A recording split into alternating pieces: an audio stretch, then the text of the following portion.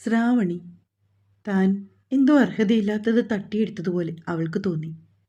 അവളുടെ മനസ്സിൽ പല ചിന്തകളും കുമിഞ്ഞുകൂടി. അവളുടെ ഉള്ളിൽ രൂപപ്പെട്ട പല ചോദ്യങ്ങൾക്കും അവൾ തന്നെ ഉത്തരം കണ്ടെത്താൻ ശ്രമിച്ചു. അവസാനം ഭ്രാന്തമായ ചിന്തകളെ കടിഞ്ഞാണിട്ട് ഒരു ഉറച്ച തീരുമാനത്തോടെ നിറഞ്ഞൊഴുകുന്ന കണ്ണുകൾ വേണി അമർത്തി തുടച്ച് അവിടെ നിന്നും എഴുന്നേറ്റ് ആമിയുടെ മുറിയിലേക്ക് പോയി. വാദ്യ തുടരെയുള്ള മുട്ടുകേട്ടാണ് ആമി ഉണർന്നത്. ഉറക്കത്തിൻ്റെ ആലസ്യം വിട്ടുമാറാതെ ആമി വാതിൽ തുറന്നു. മുമ്പിൽ കരഞ്ഞു കലങ്ങിയ കണ്ണുമായി നിൽക്കുന്ന വേണിയെ കണ്ട് ആമി ഒന്ന് സ്തംഭിച്ചു. ആമിയെ മറികടന്ന് വേണി മുറിയിലേക്ക് കയറി. എന്താ മോളെ, എന്താ നിനക്ക് പറ്റിയേ? വലിയേട്ടൻ എന്തെങ്കിലും പറഞ്ഞോ, അതോ നിന്നെ ഉപദ്രവിച്ചോ? ഒന്നും മിണ്ടാതെ തല കുനിച്ചിരിക്കുന്ന വേണിയുടെ മുഖം പിടിച്ചുയർത്തി ആമി ചോദിച്ചു. ഞൊടിയിടയിൽ വേണി ആമിയെ കെട്ടിപ്പുണർന്ന് തേങ്ങിക്കരയാൻ തുടങ്ങി. അവളൊന്ന് സമാധാനപ്പെട്ട് തോന്നിയപ്പോൾ ആമി വീണ്ടും അവളോട് കാര്യങ്ങൾ തിരിഞ്ഞു. നന്ദ, വിറയാർന്ന ശബ്ദത്തോടെ വേണി പറഞ്ഞു. നന്ദയോ? അതാരാ? ആമി കൗതുകത്തോടെ ചോദിച്ചു. അളകനന്ദ. തേങ്ങലുകൾ അവളുടെ ആ വാക്കുകളെ മുറിച്ചു. ആരാ അളകനന്ദ? നിന്റെ ആരാ അവർ? നീ ഒന്ന് തെളിച്ചു പറയേണ്ട വേണി. മനുഷ്യനെ വെറുതെ ആദി കയറ്റിക്കാതെ.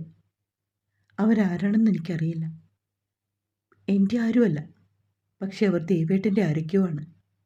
എൻ്റെ മനസ്സ് പറയുന്നു അവരാണ് ദേവേട്ടൻ്റെ ഈ അവസ്ഥയ്ക്ക് കാരണം. എനിക്കറിയണോ ആമി, അവരുടെ ജീവിതത്തിൽ എന്താ സംഭവിച്ചതെന്ന്? വേറെ എങ്ങോ ദൃഷ്ടി പതിപ്പിച്ച് വേണി പറഞ്ഞു. നീ എന്തൊക്കെയാ മോളെ പറയുന്നേ? വലിയേട്ടൻ നിന്ന് നിൻ്റെ ഭർത്താവാണ്. പഴയതൊന്നും നീ ചികഞ്ഞറിയാൻ പോവണ്ട. ഇനി അതെന്തായാലും. ആമി ഒരു താക്കീതോടെ പറഞ്ഞു. ഇല്ല അമ്മി, ആ മനുഷ്യൻ ഇങ്ങനെ നീറി ജീവിക്കുന്നത് കാണാൻ വയ്യ. ഞാൻ നിനക്ക് വാക്ക് തന്നതല്ലേ അമ്മി, നിന്റെ പഴയ വലിയേട്ടനെ നിനക്ക് തിരിച്ചു തരാൻ പറ്റുമെന്ന്. നീയും കൂടി എൻ്റെ ഒപ്പം നിന്നേ പറ്റൂ. അതും പറഞ്ഞ് വേണി ആമിയുടെ മുറിവിട്ടിറങ്ങാൻ തുനിഞ്ഞതും ആമി അവളെ തടഞ്ഞു. വേണി മോളെ, ഇത് വേണോ? അവരും വലിയേട്ടനും തമ്മിൽ പാതിയിൽ ആമി നിർത്തി. ദേവേട്ടൻ്റെ പ്രണയം നന്ദയാണെങ്കിൽ അവരൊന്നിക്കട്ടെ. ഒരുപക്ഷെ ആ മനുഷ്യൻ്റെ ജീവനായിരിക്കും അവർ. നമുക്കവരെ കണ്ടുപിടിക്കണം. ഹൃദയം പൊട്ടുന്ന വേദനയിലും ആമിക്കൊരു മങ്ങിയ ചിരി നൽകി പുറത്തേക്കിറങ്ങി. പിന്നീടുള്ള ദിവസങ്ങളിലും അവളോടുള്ള മഹിയുടെ പെരുമാറ്റത്തിൽ പ്രത്യേകിച്ചൊരു മാറ്റവും ഉണ്ടായില്ല. പക്ഷേ വേണി മഹിയിൽ നിന്നും ഒരു അകലം പാലിച്ചിരുന്നു. അവൻ്റെ മുന്നിൽ ചെന്ന് പെടാതിരിക്കാൻ അവൾ കഴിവതും ശ്രമിച്ചു.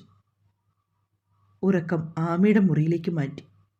എന്നിരുന്നാലും മഹിയുടെ എല്ലാ കാര്യങ്ങളും അവൾ വൃത്തിയായി ചെയ്തു കൊടുത്തിരുന്നു. മഹിയെ സംബന്ധിച്ച് അവളുടെ ഈ അവഗണന ഒരാശ്വാസം തോന്നേണ്ടതാണ്. പക്ഷെ എന്തോ അതിനവനെക്കൊണ്ട് കഴിയുന്നില്ല. മറിച്ച് ആ അവഗണന അവനെ തളർത്താൻ തുടങ്ങി.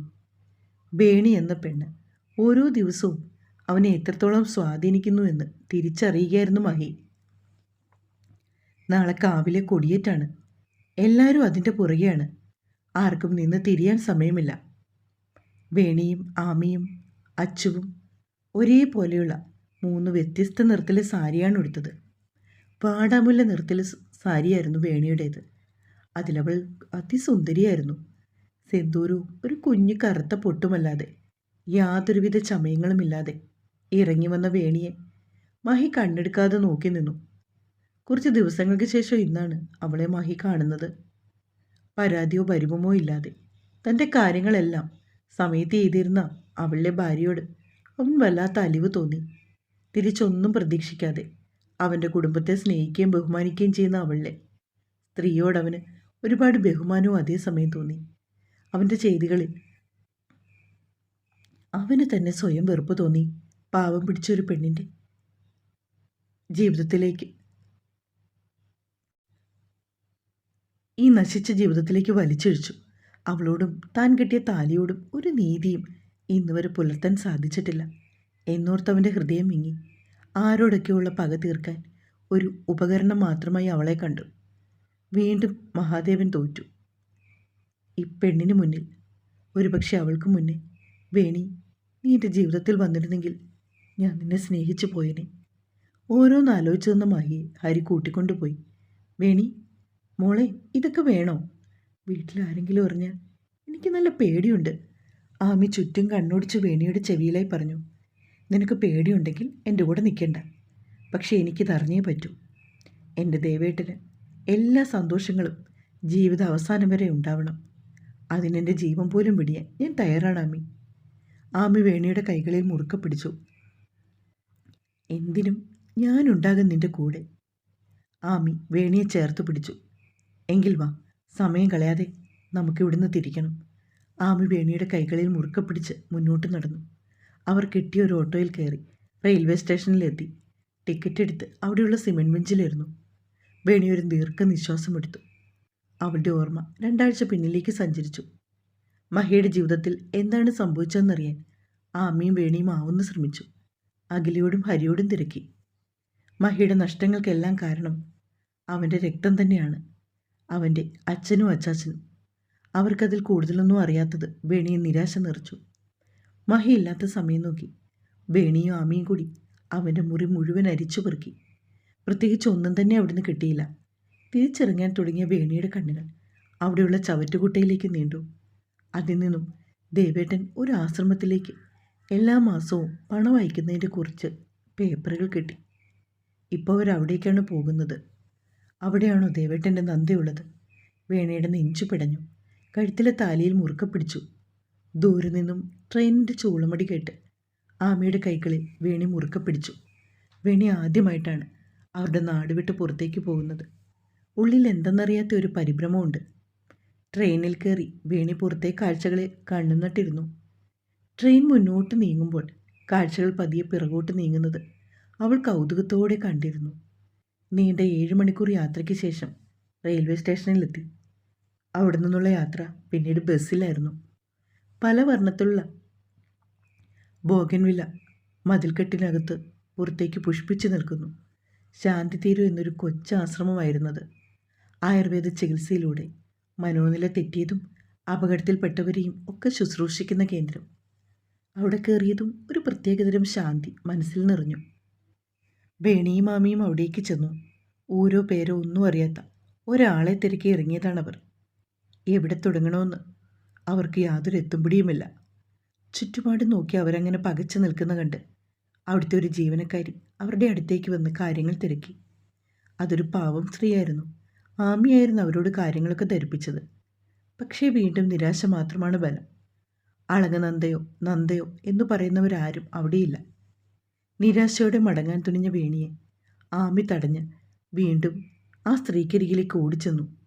ഓടിയതിൻ്റെ കിതപ്പ് മാറിയതും അവൾ ബാഗിൽ നിന്നും തൻ്റെ ഫോണെടുത്ത് അവർക്ക് നേരെ എന്തൊക്കെയോ കാണിക്കുകയും അവരെന്തൊക്കെയോ തിരികെ പറയുന്നതും ദൂരെ നിന്ന് വേണി ശ്രദ്ധിച്ചു. കണ്ണുകൾ തുടച്ച് തൻ്റെ അരികിലേക്ക് വരുന്ന ആമിയെ വേണിയമ്മ ചിമ്മാതെ നോക്കി നിന്നു. ആമി വന്ന് വേണിയെ ഒന്നും പറയാതെ കയ്യിൽ പിടിച്ചുകൊണ്ട് മുന്നേ നടന്നു. എന്താ അമ്മി കാര്യം? നീ എന്താ അമ്മയോട് സംസാരിച്ചത്? പെട്ടെന്ന് എന്തു പറ്റി നിന്റെ മുഖം വല്ലാതിരിക്കുന്നത്? നീ വാ എൻ്റെ വേണി, നമുക്ക് കുറച്ച് കാര്യങ്ങൾ ഇവിടുന്ന് അറിയാൻ കഴിയും. വല്യേട്ടൻ ഇവിടെ വരാറുണ്ട്. അത് പക്ഷേ നമ്മൾ കരുതുന്ന പോലെ അളകനന്ദയെ കാണാനല്ല, മറിച്ച് നന്ദയല്ലെങ്കിൽ പിന്നെ ആരെ കാണാനാമി എൻ്റെ ദേവേട്ടൻ ഇവിടെ വരുന്നത്? നീ ഒന്ന് സമാധാനപ്പെട്. ഇപ്പോൾ അങ്ങോട്ടല്ലേ പോകുന്നത്? ആമിയുടെ സ്വരത്തിലെ ഇടർച്ച വേണി ശ്രദ്ധിച്ചിരുന്നു. ഒരു സെല്ലിന് മുൻപിലെത്തിയപ്പോൾ ആമി വേണിയുടെ കയ്യിൽ മുറുക്കെ പിടിച്ചു. അവളുടെ കണ്ണുകൾ നിറഞ്ഞു. വേണി ആ ഇരുമ്പഴിക്കുള്ളിലേക്ക് നോക്കി. താടിയും മുടിയും നീട്ടി വളർത്തിയ ഒരു പുരുഷരൂപം. അവനെയും ആ മുറിയും വേണി നോക്കി. ചിരിക്കുന്ന ഒരു പെൺകുട്ടിയുടെ ചിത്രമാണ് ചുമരുകൾ മുഴുവനും. ആ ചിത്രത്തിന് ചുവടെ നന്ദ എന്ന് എഴുതിയിരിക്കുന്നു. വേണി ആ മുഖത്തേക്ക് ഒന്നുകൂടി സൂക്ഷിച്ചു നോക്കി. ആമി, വേണി ഉറക്കെ വിളിച്ചു. വേണി സ്തംഭിച്ച് നിലത്തേക്കിരുന്നു. ഏട്ടൻ, എൻ്റെ വിച്ചുവേട്ടൻ. അത് വിഷ്ണു ആയിരുന്നു. ആദ്യമായി വിഷ്ണുവിനെ സ്കൂളിൽ വെച്ചാണ് അവൾ കാണുന്നത്. ആരോടും മിണ്ടാത്ത വിഷ്ണുവേട്ടൻ ശ്രാവണിയോട് മാത്രം കൂട്ടായി. അവൾക്കവൻ വിച്ചുവേട്ടനായപ്പോൾ വിഷ്ണുവിന് ശ്രാവണി അവൻ്റെ ശ്രീകുട്ടിയായിരുന്നു. വേണിയോടുള്ള അടുപ്പം കാരണം ആമിയോടും അവൻ അടുത്തു. വേണിക്ക് വിച്ചു ഒരു സഹോദരനാണെങ്കിൽ ആമിക്കവൻ അവളുടെ ആദ്യ പ്രണയമായിരുന്നു. ഈ ലോകത്ത് വേണിക്ക് മാത്രം അറിയാവുന്ന ആമിയുടെ പ്രണയം. സ്കൂളിൽ നിന്ന് കോളേജിലേക്ക് മാറിയപ്പോൾ വിഷ്ണുവേട്ടൻ മഹിയേട്ടൻ്റെ കൂട്ടുകാരനായി. കോളേജിൽ അഖില ചേച്ചിയും ഹരിയേട്ടനും ബികോം എടുത്തപ്പോൾ മഹിയേട്ടൻ ഒറ്റയ്ക്കായിരുന്നു BBA തിരഞ്ഞെടുത്തത്. അവിടെ നിന്നും കിട്ടിയ കൂട്ടാണ് വിഷ്ണുവേട്ടൻ. ഒരേ സ്കൂളിലായിട്ടും 2 ക്ലാസ്സുകളിലായിരുന്നു അവർ പഠിച്ചിരുന്നത്. അതുകൊണ്ട് തന്നെ അവർ മുമ്പ് കണ്ടിട്ടുമില്ല.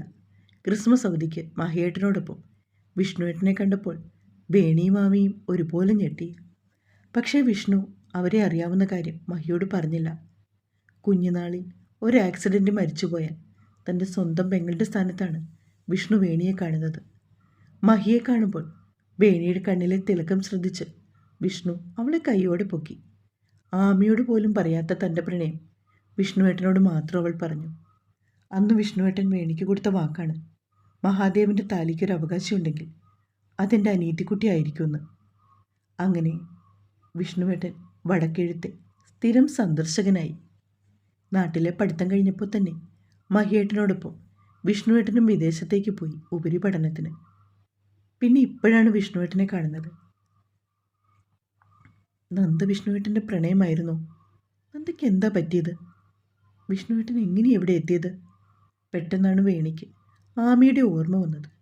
അവൾ ഇന്നും വിഷ്ണുവേട്ടനെ പ്രണയിക്കുന്നുണ്ട്. നിറഞ്ഞ കണ്ണുകൾ തുടച്ചുകൊണ്ട് വേണി ആമിയെ തിരക്കി ഇറങ്ങി. ആശ്രമത്തിലെ പൂന്തോട്ടത്തിലെ ഒരു ബെഞ്ചിൽ ദൂരേക്ക് നോട്ടം പായിച്ചിരിക്കുകയാണ് അവൾ. വേണിയുടെ കരസ്പർശം ആമിയുടെ തോളിലേറ്റതും അവൾ തിരിഞ്ഞ് വേണിയുടെ വയറിൽ മുഖം പൊത്തി കരയാൻ തുടങ്ങി. ആമി വിങ്ങി പൊട്ടിക്കരഞ്ഞുകൊണ്ട് വേണിയോട് ഓരോന്ന് ചോദിച്ചു. വേണിക്ക് അവളെ എന്തു പറഞ്ഞ് സമാധാനിപ്പിക്കണമെന്ന് പോലും അറിയില്ലായിരുന്നു. കുറച്ചു നേരം കഴിഞ്ഞപ്പോൾ ആമിക്ക് ഇത്തിരി ആശ്വാസം തോന്നി. ആമി ഒരു മങ്ങിയ ചിരി വേണിക്ക് നൽകി. നമുക്കറിയണ്ടടാ, എന്താ വിഷ്ണുവേട്ടന് സംഭവിച്ചതെന്ന് വേണി ആമിയോട് ചോദിച്ചതും നിറഞ്ഞ കണ്ണുകൾ തുടച്ചു നീക്കിക്കൊണ്ട് വാശിയോടെ അവൾ തലയാട്ടി. പക്ഷെ നമ്മൾ എങ്ങനെ അറിയും? അറിയാൻ വഴിയുണ്ട്. ഈ ലോകത്ത് നമ്മുടെ ചോദ്യങ്ങൾക്ക് ഉത്തരം നൽകാൻ ഒരാൾക്ക് കഴിയും. വേണി സംശയത്തോടെ ആമിയെ നോക്കിയതും അവൾ പറഞ്ഞു, വല്യേട്ടനെന്ന്. വേണി ഒരു ദീർഘനിശ്വാസം എടുത്തു. എങ്കിൽ നമുക്ക് തിരികെ പോകാം. ഇപ്പോൾ തന്നെ നമ്മളെ അന്വേഷിച്ച് അവരെല്ലാവരും വിഷമിക്കുന്നുണ്ടാകും. ഞാൻ അച്ഛനെ വിളിച്ചിരുന്നു വേണി. നമ്മുടെ ഒരു കൂട്ടുകാരിക്ക് ആക്സിഡൻറ്റ് പറ്റി, കാണാൻ പോവാണെന്ന് ഞാൻ അച്ഛനോട് പറഞ്ഞു. ഇതൊക്കെ എപ്പോഴെന്നും മട്ടിൽ വേണി ആമിയെ നോക്കി. വീട്ടിൽ നിന്ന് ഇറങ്ങും മുമ്പ് ആ സമയത്ത് നിന്നോട് പറഞ്ഞാൽ നീ സമ്മതിക്കില്ല. അതുകൊണ്ടാണ് ഞാൻ. ആമി തലകുനിച്ചു. വേണി ആമിയുടെ മുഖമുയർത്തി നെറ്റിയിൽ ഒന്ന് ചുംബിച്ചു. അവർ പോയി ഒരു വട്ടം കൂടി വിഷ്ണുവിനെ കണ്ടു. ചില ഉറച്ച തീരുമാനത്തോടെ അവിടെ നിന്ന് ആമിയും വേണിയും തിരിച്ചു. തുടരും.